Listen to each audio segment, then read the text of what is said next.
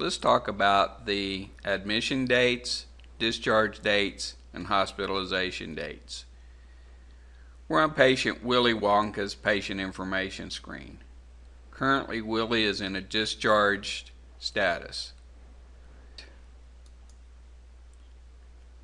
We'll see his most recent admission was on 3/29 and he was discharged on 4/1.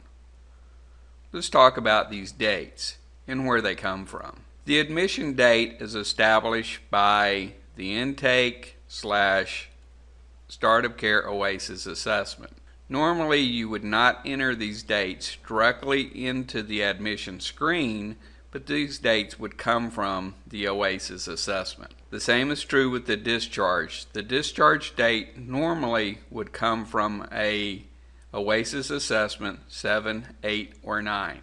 But in specific cases, you may need to enter these dates manually if the OASIS document is not going to be recorded in a timely manner. But this is not the preferred way of entering the admission dates.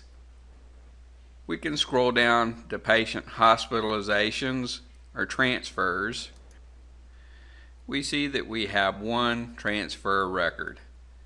There was a transfer on 4/1 that ended on 4/4. We'll click at it to see the details. The effective date of the transfer is 4/1. The end date of the transfer was 4/4. You would not enter these dates manually. They would have come from the OASIS assessment. The transfer effective date would come from the OASIS assessment track 6. The transfer would end by the entering of a resumption of care on 4/4. Note if these dates came from an OASIS assessment, you will not be able to edit or change these dates directly in the screen.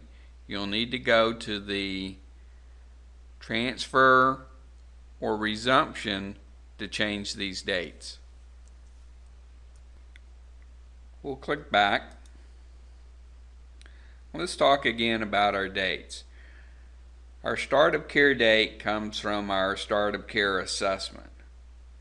Our discharge date comes from our transfer number 7 or assessments 8 or 9. Our hospitalization start date will come from an OASIS track 6. Hospitalization end will come from a resumption of care.